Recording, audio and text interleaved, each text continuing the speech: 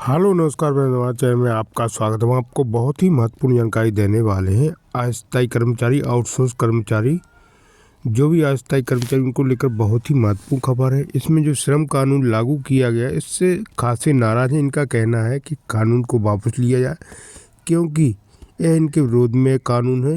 इसको लेकर ये सभी संगठन मांग करेंगे इसको वापस लिया जाए और इनका नियमितीकरण भविष्य सुरक्षित किया जाए, इनको स्थायी रोजगार दिया जाए और कम से कम मिनिमम 26,000 से लेकर 45,000 तक मानदेय इनको दिया जाए। इसको लेकर इनने मोर्चा खोल दिया है और इस श्रम कानून के विरोध में चले गए। मध्य प्रदेश के 50 लाख अस्थायी कर्मचारी, इनको लेकर बहुत ही महत्वपूर्ण खबर है। अब इनका क्या कहना है? आउटसोर्स, अस्थायी संविदा कर्मचारी हैं, जो दैनिक वेतनभोगी हैं, अंशकालीन हैं, इन सभी ने मोर्चा खोला है और इनका कहना है कि श्रम कानून वापस लिया जाए, उनका स्थायीकरण किया जाए। मैं पूरी विस्तार से जानकारी देने वाला हूँ, लाइव वार्ता भी आपको सुनाने वाला हूँ, नेशनल डिबेट भी आपको सुनाने वाला हूँ। क्या कहना है अस्थायी कर्मचारियों का और संगठनों का क्या कहना है और प्रवक्ताओं का क्या कहना है, मीडिया क्या कहना है इनकी मांग को लेकर। आप वीडियो में बने रहे, वीडियो पूरा देखें। वीडियो अच्छा लगे तो लाइक और चैनल को सब्सक्राइब कर लें अपडेट पाने के लिए। बात करेंगे उन कर्मचारियों की प्रोविजन के नाम पर जिनकी सैलरी काटी जा रही थी। जी हां, अगर आप सरकारी नौकरी पा लेते हैं तो प्रोविजन के पीरियड पर, उन शिक्षकों की अगर स्पेशली बात की जाए तो प्रोविजन के पीरियड पर पहले साल आपकी 70% सैलरी ही आपको मिलती है, यानी कि 30% की कटौती होती है। दूसरे साल में 80% सैलरी मिलती है, यानी कि 20% की सैलरी सरकार अपने पास रख लेती है। और तीसरे साल जाकर के 10% की वेतन में कमी कटौती होती है, यानी 10% सैलरी तीसरे साल सरकार आपके पास रखती है। इस तरह 4 साल पूरे होने पर, यानी चौथे साल में जब आप प्रवेश करते हैं, तब जाकर के आपको पूरी सैलरी मिलती है, जबकि काम आप पहले दिन से पूरा कर रहे हैं। ये नया नियम जब से आया था 2019 की शिक्षक परीक्षा को लेकर के, उसके बाद से इसका विरोध हो रहा था और पिछले महीने कोर्ट ने एक नोटिफिकेशन जो आया था उसे रद्द करते हुए सरकार से कहा था कि इन लोगों का पैसा वापस कीजिए जो आपने काटा है। लेकिन ये नोटिफिकेशन, ये जो सर्कुलर था, ये जिस नियम के आधार पर था, अब हाई कोर्ट में उस नियम को भी चुनौती दे दी गई है, क्योंकि एक सर्कुलर के जरिए एक विशेष परीक्षा के लिए ये सुविधा मिल पाती है, राहत मिल पाती शिक्षकों को, कर्मचारियों को। और अगर इस नियम को ही चैलेंज अप कर दिया गया है तो यह माना जा रहा है कि सरकार को करीब 400 करोड़ रुपए से ज्यादा देने होंगे अब शिक्षकों को। तो 2018-19 के बाद से जो भर्ती हुए शिक्षक हैं, उनकी बल्ले बल्ले होने वाली है। हाईकोर्ट ने जवाब मांग लिया है सरकार से और 400 करोड़ बस अब रास्ते में हैं। अब सरकार उन्हें एरियर के तौर पर दे या उनकी भविष्य निधि में डाले, जो भी करे, पर कर्मचारियों को यह पैसा सरकार को लौटाना होगा। और इस केस के कितने बड़े और कितने अच्छे परिणाम कर्मचारियों के हित में आने वाले हैं, इसी मुद्दे पर आज करते हैं आपकी बात।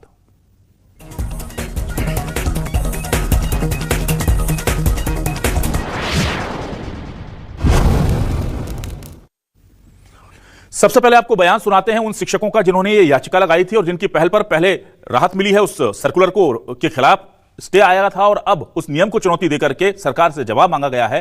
क्या कह रहे हैं ये याचिकाकर्ता शिक्षक, सुनिए।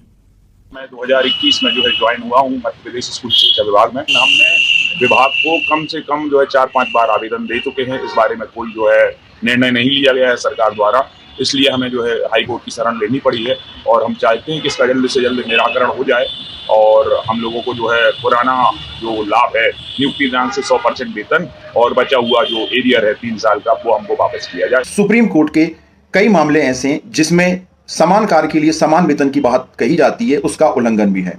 मेरा मध्य प्रदेश सरकार से यही कहना है कि इस नियम को रद्द किया जाए और 2019 से आज तक जितने भी नवनियुक्त कर्मचारी नियुक्त हुए हैं, उन्हें नियुक्ति दिनांक से 100% वेतन दी जाए। साथ ही उन्हें 19 से लेकर आज तक का एरियर्स ब्याज सहित दिया जाए।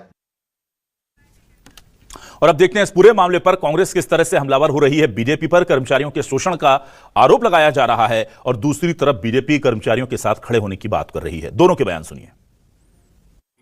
जो ये कहती है कि हम 1 लाख सरकारी नौकरी दिसंबर 2025 तक दे देंगे, क्या दी? क्या भारतीय जनता पार्टी की हमारे मुख्यमंत्री जी ने कई बार कहा कि 32 लाख करोड़ के निवेश से 26 लाख रोजगार देंगे, दिए क्या? उल्टा रोजगार पोर्टल से 40-40 हजार युवाओं के नाम काट रहे हैं लोग।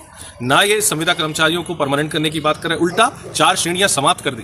भारतीय जनता पार्टी को ना तो कर्मचारियों के वेतन की चिंता है और ये हमारे जो शिक्षकगण हैं लंबे समय से आंदोलन कर रहे हैं, कई महिलाओं ने अपने बाल तक मुंडवा लिए, मगर ये इनका दिल नहीं पसीजा। भारतीय जनता पार्टी सरकार ने वर्ष 2018 में शिक्षक भर्ती प्रक्रिया के माध्यम से पद निकाले थे। जब बीच में 2019 में कमलनाथ की सरकार मध्य प्रदेश में बनी तो उनके द्वारा इन्हीं चयनित शिक्षकों के प्रोविजन पीरियड परीक्षा अवधि के दौरान मिलने वाली वेतनों के नियम में परिवर्तन किया गया था, जो कि निरंतर चले आ रहे हैं। अब ये मामला न्यायालय में गया है। सरकार न्यायालय के निर्णय का अक्षरशः पालन करेगी, लेकिन भारतीय जनता पार्टी सरकार ने सदैव शिक्षकों के हित में निर्णय लिया है और ये जो भी विसंगति है उसके लिए पूरी तरह कांग्रेस पार्टी और 15 महीने की कमलनाथ सरकार जिम्मेदार है। अब देखते हैं आज के सवाल क्या है। सवाल लेकर आ रहे हैं आपके टेलीविजन स्क्रीन पर। सवाल ये रहे आपके सामने। कर्मचारियों के हित में हाईकोर्ट का एक्शन, 70, 80, 90% सैलरी वालों की खत्म होगी टेंशन। प्रोबेशन पीरियड के दौरान कटे सारे पैसे मिलेंगे, कर्मचारियों के शोषण वाले नियम भी हटेंगे। कांग्रेस बोली कर्मचारियों के खिलाफ काम कर रही है सरकार। एमपी हाईकोर्ट ने कर दी कर्मचारियों की बल्ले बल्ले, 2019 के बाद भर्ती वालों को 400 करोड़ मिलेंगे। जी हां, यह लगभग वो अमाउंट बन रहा है। मोटे तौर पर एक आंकड़ा निकाला गया है, हालांकि इसका स्पष्ट आंकड़ा आना भी बाकी है, लेकिन अभी जो जानकारी है वो ये है कि लाखों कर्मचारियों को इतना पैसा मिलने जा रहा है। मेरे साथ कुछ खास मेहमान जुड़ रहे हैं, सीधे रुख कर लेता हूं उन मेहमानों का। बीजेपी से वरिष्ठ नेत्री प्रवक्ता गुंजन चौक से हमारे साथ जुड़ रही हैं, गुंजन जी का स्वागत करता हूं। कांग्रेस से वरिष्ठ नेता प्रवक्ता संतोष परिहार जी हमारे साथ जुड़ गए हैं, उनका स्वागत कर लेता हूं। हमारे साथ जिला अध्यक्ष newly appointed teacher association Suryakant Dwivedi ji हैं, जो इस लड़ाई को लड़ रहे हैं, उनका भी स्वागत करता हूं। और मेरे साथ वरिष्ठ पत्रकार के तौर पर दिनेश गुप्ता जी जुड़ गए हैं, उनका भी बहुत स्वागत करता हूं। सबसे पहले मैं सूर्यकांत जी आपके पास आता हूं। सूर्यकांत जी बताइए, ऐसे कुल कितने कर्मचारी हैं जिन्हें इस लड़ाई को आप जब जीत रहे हैं तो उसका फायदा मिलेगा? और कहा जा रहा है ये पैसा थोड़ा बहुत नहीं, करीब 100 करोड़ है, क्या ये बात सही है? 400 करोड़ है, क्या बात सही है? बात सही है। और नवनियुक्त शिक्षकों में जो 2018 में इसका नोटिफिकेशन जारी हुआ था, तो इसमें लगभग 30,000 शिक्षक जो है इस चीज से प्रभावित हैं, जिन्हें बीजे 2018 में जो नोटिफिकेशन था उसमें 100% सैलरी का हम लोगों को जो है नोटिफिकेशन में दिया गया था। लेकिन बाद में कमलनाथ सरकार आई 2019 में, उन्होंने राजपत्र निकाल के इस नियम को पलटा। फिर उसके बाद फिर शिवराज सरकार आई 1 साल बाद ही, तो उस नियम को उनको ज्यों का त्यों करना चाहिए था, लेकिन उन्होंने नहीं किया। तो हम लोगों ने उनका बार बार ध्यानाकर्षण किया, ज्ञापन दिए। तो उसके बाद फिर उन्होंने मंच से घोषणा की कि नियुक्ति दिनांक से आपको 100% वेतन दिया जाएगा। लेकिन उसके बाद वो आज तक लागू नहीं हुआ, उसको 3 वर्ष हो गए। फिर उसके बाद हमारे माननीय मोहन यादव जी की सरकार आई और उसके बाद भी ये लागू नहीं हुआ। इस तरह से 2018 की भर्ती 2021 में हुई थी, तो हम लोग के पहले साल 70, दूसरे साल 80, फिर 90 और 1, 2, 3, 4 इंक्रीमेंट, इस तरह 6 साल का हम लोग को नुकसान हो गया है।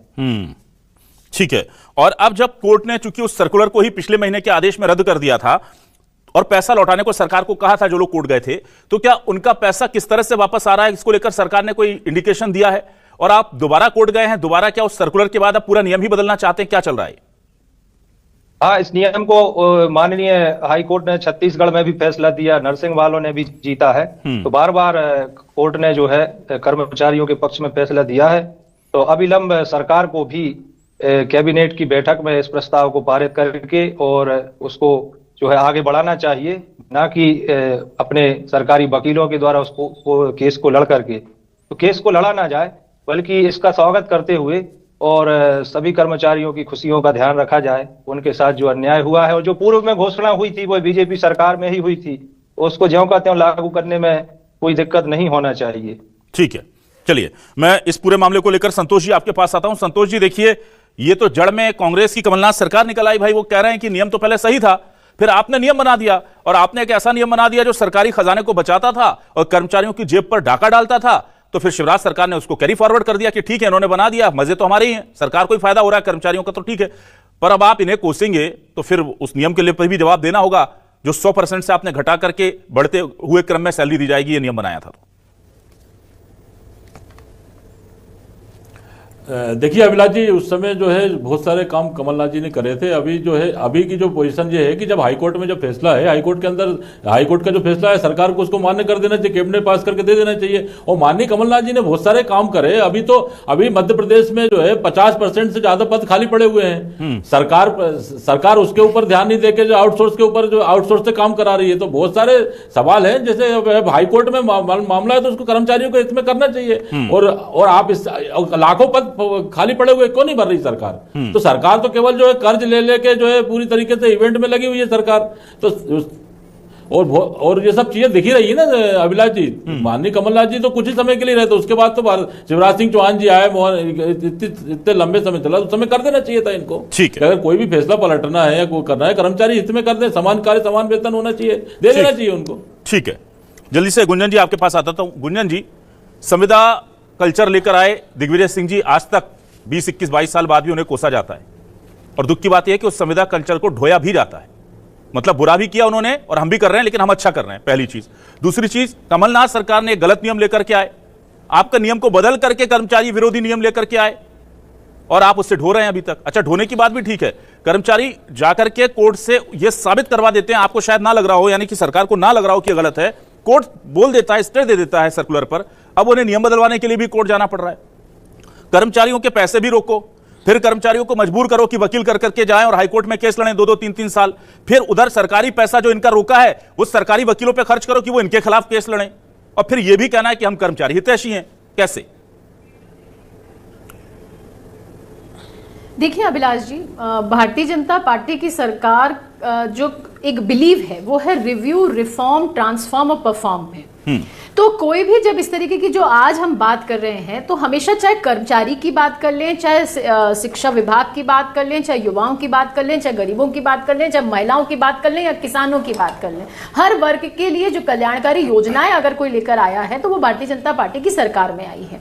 जिस आज इस योजना की हम बात कर रहे हैं अभिलाष जी, तो 2019 में जो प्रोबेशन पीरियड 2 साल से 3 साल को जो बढ़ाने का काम किया था, ये तो कांग्रेस के कार्यकाल में हुआ था। लेकिन आज भी भारतीय जनता पार्टी की सरकार उन सभी कर्मचारियों के साथ खड़ी है जो प्रोबेशन पीरियड में 70% की बात हुई पहले साल, दूसरे में 80% की बात हुई, तीसरे वर्ष 90% वेतन की बात हुई। अगर न्यायालय में मामला पेंडिंग है तो न्यायालय में कहीं विरोध तो सरकार ने जताया नहीं है। ये न्यायालय का ऑर्डर है मेरे सामने अभिलाष जी, ये जो नोटिस इशू हुआ है, सरकार को समय दिया गया है 20 अप्रैल तक का, सरकार उसमें अपना जवाब देगी। सरकार तब भी कर्मचारियों के हित में थी, सरकार आज भी कर्मचारियों के हित में है और आने वाले समय में भी कर्मचारियों के हित में होगी और उनके साथ ही खड़ी होगी। आप कोई भी नियम कानून उठाकर अगर हम बात कर लें अभिलाष जी, तो भारतीय जनता पार्टी की सरकार ने नियम सारे यही बनाए हैं जो कल्याणकारी हो, जो हितैषी हो। अगर ये 2019 में भी जो प्रोबेशन पीरियड जरूर 2 साल से 3 साल बढ़ाने का काम तो कमलनाथ की सरकार ने किया था ना। अब उन्होंने अगर विद्यार्थियों के लिए या कर्मचारियों के लिए, जिस भी वर्ग के लिए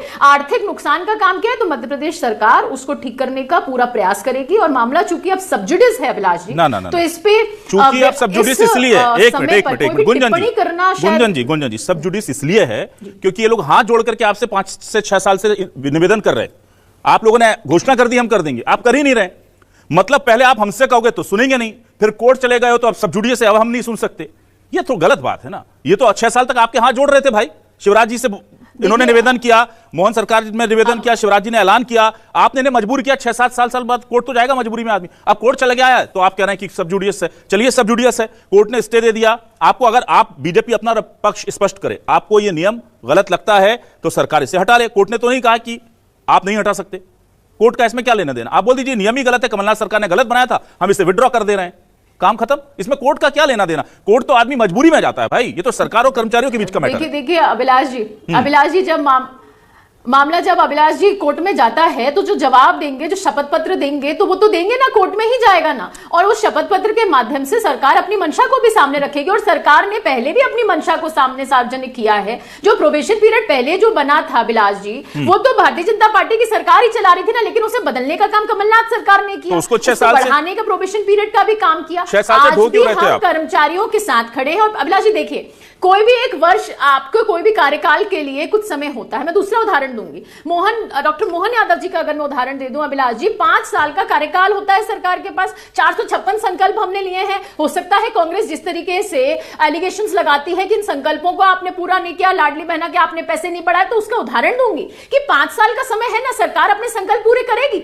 आज 2 वर्ष के कार्यकाल में ही सरकार ने उन 456 संकल्प में से 300 संकल्प पर काम शुरू किया, 60 से अधिक संकल्पों को पूरा किया। तो सरकार की अगर मंशा है तो आप शिवराज जी की सरकार को काउंट ही नहीं कर रहे हैं। करने के लिए सरकार प्रतिबद्ध है और वो करेगी भी। गुंजन जी, आपने शिवराज जी की सरकार को तो क्लीन चिट दे दी, उनको काउंट ही नहीं किया। चलिए ठीक है, मैं आ जाता हूं जल्दी से दिनेश गुप्ता जी के पास। दिनेश गुप्ता जी, हम कर्मचारियों के साथ हैं पर आदेश नहीं बदलेंगे, और जो आदेश है वो खिलाफ था, लेकिन वो कांग्रेस ने कमलनाथ सरकार लाई थी और आप सब जुडिशियल मैटर है इसलिए हम नहीं बदलेंगे, हम अपनी तरफ से बदल सकते हैं पर हम कोर्ट में बताएंगे कि बदलेंगे कि नहीं। ये तमाम दलीलें क्या लगता है कि कर्मचारियों के हित में है किसी भी तरह से? अभिलाष जी, अभी पिछले हफ्ते भोपाल में ही जो देश भर के जस्टिस थे, जजेस थे, उनकी एक मीटिंग हुई थी जुडिशियल एकेडमी में। उसमें आखिरी दिन होता है कि जो 70% मामले कोर्ट में वो गवर्नमेंट से संबंधित लंबित हैं और सरकारी कर्मचारियों से संबंधित लंबित हैं।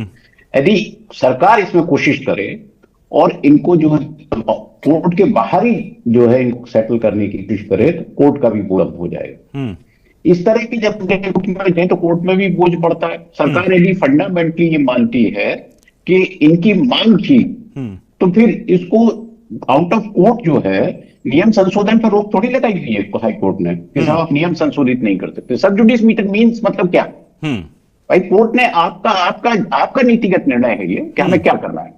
जो नीतिगत निर्णय था आप उसको देखिए, चाहे कमलनाथ सरकार का हो, शिवराज जी का हो, अल्टी प्रॉब्लम पीरियड हमारे यहाँ कभी भी नहीं हुआ कि आप उसकी कोई 50%, 70%, 80%, 100% सैलरी इस तरह से किस्तों में दें। प्रोबेशन पीरियड का मीनिंग ही हमारे कहता है कि जॉब जब आपकी लग गई है तो डे 1 से आप प्रोबेशन पर हैं, आपकी नौकरी परमानेंट नहीं है, लेकिन जो पे स्केल डिसाइड है आपकी जॉब का उसके अनुसार आपको वेतन मिलेगा। जो इंक्रीमेंट वगैरह है फिर वो जब आप परमानेंट हो जाएंगे तब होगा। इस तरह की जो प्रैक्टिस है ये आउट ऑफ गवर्नमेंट तो हम देखते थे कि साहब आपको कम पैसा देंगे, पहले में साल दूसरे देंगे, दूसरे देंगे। लेकिन जो पिछले कुछ सालों में आप देखिए कि दो ढाई दशक में सरकारें जिस तरह से कर्मचारियों के शोषण की एक बड़ी फैक्ट्री बनी है, उतना तो प्राइवेट सेक्टर में भी नहीं कि आप चाहे संविदा के आधार पर हो, आप कह रहे हैं कि साहब आप कैसे कमिटमेंट के साथ नौकरी करेगा कोई, आप उसे पूरी सैलरी नहीं देंगे, कैसे आएगा? आप ठेके पर सरकार चलाएंगे, आप जो है आउटसोर्स कर रहे हैं सारी चीजों को, तो सरकार है, सरकार का मीन्स क्या? जो सरकारी कर्मचारी उसमें किस तरह से आएगी उसके भीतर, इस कंट्रोल से कैसे बनेगा? सबके ऊपर लगाए, फिर करप्शन क्यों नहीं बढ़ेगा जब आप इस चीजें करेंगे? तो फिर गुड गवर्नेंस की बात कहां जाएगी? फिर कहना ही पड़ता है ना कि साहब गुड गवर्नेंस तब तक नहीं आ सकता जब तक भ्रष्टाचार खत्म नहीं होगा। तो बहुत सारी चीजें जो सरकार की नीतियों से जुड़ी हुई है, यदि उस नीति स्तर पर उनको सुधार लिया जाए, कर्मचारियों को बेहतर वेतन और बेहतर एनवायरमेंट दिया जाए, तो मुझे लगता है कि बहुत सारी चीजें हल हो जाएंगी। ठीक है सर, ठीक है, मैं जल्दी से आता हूं। सूर्यकांत द्विवेदी जी, ये मामला हाईकोर्ट में आप कब लेकर गए? और एक चीज ये बताइए कि क्या गुंजन जी कह रहे हैं कि हम इनके खिलाफ थोड़ी लड़ रहे हैं, तो क्या सरकार की तरफ से आपके खिलाफ कोई दलील दी गई कोर्ट में, या बोला गया कि इनकी मांगे ठीक हैं और हम सोच रहे हैं, इस पर विचार कर रहे हैं, जैसा कुछ मामलों में सरकार करती है? जब कोई कोर्ट चला जाता है तो सरकार वहां जाकर उन कर्मचारियों के या उस पक्ष के साथ खड़ी होती है और कोर्ट से कहती है हमें थोड़ा समय दे दीजिए, ये ठीक है मांग है, हम भी इनसे सहानुभूति रखते हैं और हम देखते हैं क्या कर सकते हैं, और कोर्ट समय दे देता है। तो ऐसा हुआ है कि कोर्ट आपके साथ आकर कोर्ट में खड़ी हुई थी सरकार, या आपके खिलाफ खड़ी हुई थी, आपको पेशियां और अपनी दलीलें रखनी पड़ी, प्रॉपर केस लड़ना पड़ा, हुआ क्या था कोर्ट में?